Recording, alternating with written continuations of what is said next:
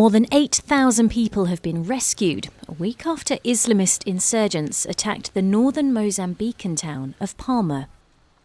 Thousands still remain stranded after armed militants raided the coastal town, beheading residents and ransacking buildings as people fled into the forest. It was a difficult experience. It was a massacre. I don't think any of us want to go back there. Many people died. Some stayed behind. I can't say if they died, because for the moment they're still missing. Survivors arrive by boat to the port of Pemba, to the south. Large numbers of people remain desperate for news of their loved ones. I am waiting here with other families. We don't know if our relatives are on the boats that are coming, but we are here. We are not losing hope. Since 2017, armed groups have been terrorising this region, which borders Tanzania.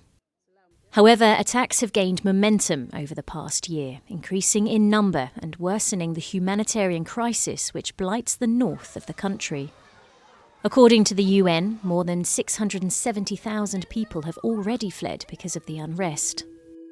Palma is around 10 kilometres from a multi-billion-dollar liquefied natural gas project led by French firm Total. The company had already suspended operations and evacuated some staff in late December after jihadists launched a series of raids near its compound. Total had just announced plans to progressively resume work hours before the most recent attack.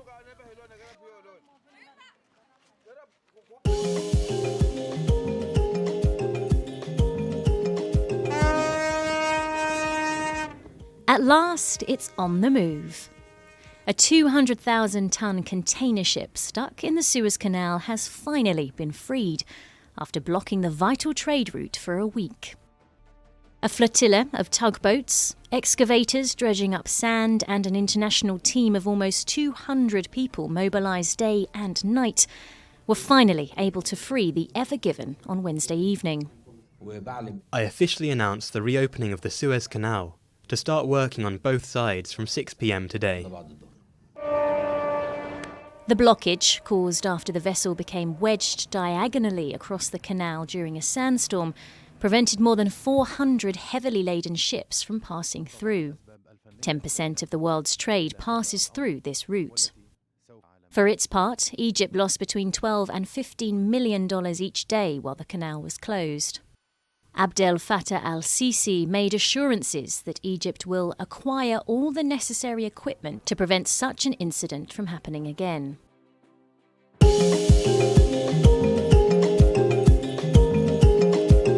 France bears overwhelming responsibilities in the genocide of the Tutsis in Rwanda in 1994. This is the conclusion from an uncompromising report commissioned by French President Emmanuel Macron. French authorities pursued a policy totally disconnected from reality that bore the stigma of colonization and was ultra-ethnicist. It did not actually see that Rwanda could manage and basically accentuated the ethnic crisis. It aligned itself with the racist regime of President Habyarimana and didn't succeed in removing him from extremists. Macron said he hoped the report would engineer an irreversible reconciliation between France and Rwanda, which welcomed the historian's findings as an important step 27 years after the massacres which killed 800,000 people in 3 months. They ignore what they did to support people who Hutus to participate in genocide. But now if they are accepting, it means that friends are going to be our friends.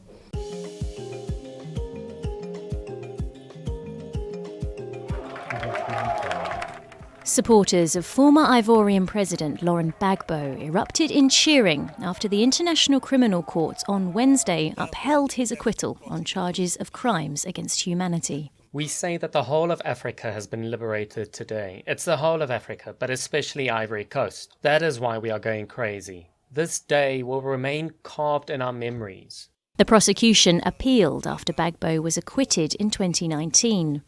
The former head of state refused to hand over power to rival Alassane Ouattara, who won elections in 2010. Gbagbo, who's been living in Belgium, is now cleared to return home and make a possible comeback in politics.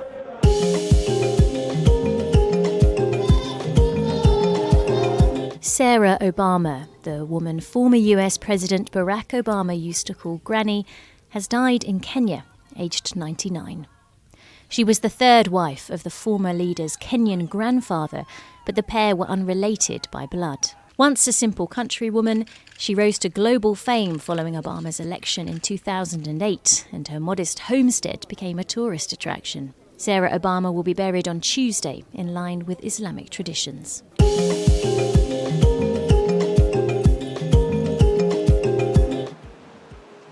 At first glance, this is a typical early morning scene out in the bay in Cape Town. But these are not your average surfers. Using little more than their bodies in a wetsuit, boards nowhere to be seen, these are body surfers. Freedom. Absolute freedom. Just you and the surf. Figure out where you have to be, what you have to do, and just ride the wave, ride the ocean. It's about being just you in the sea. It's great. Just a child, yeah? Just nothing serious about it. Just fun. Some body surfers use small paddles in the water to better navigate a wave and stay stable. But in this stripped-back sport, you can never blame a bad session on the equipment.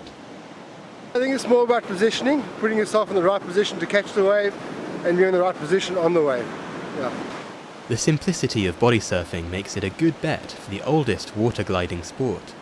From what we know, body surfing has a long history into pre-colonial Polynesian culture and even into pre-colonial African culture, the coastal cultures, which have documented ships' records when the Europeans were coming to do the early voyage of discovery and starting to trade along the west coast of Africa. When he isn't in the water, Quibis Yobert makes surfboards, bodyboards and hand slides, the small paddles used by some body surfers. Even if they sell well, the market is small compared to classic surfing, and big brands have no real interest in the sport. I think it's just that the big companies, the big corporates have not really discovered it. I think it's too basic, it's too simple. And in my words, it's too pure for them. Because there's too little product. There's too little, probably, profit for them to make. Body surfing remains a low-key activity, far removed from the glamorous and trendy image of surfing. And that is exactly what Niels Havenhaar loves about it. He is the only surfer out on this reef for the day. I guess I've always liked it because there's less people do it.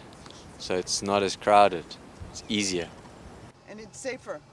I don't know. I'm not sure. Have you ever done it? You should. It's fun.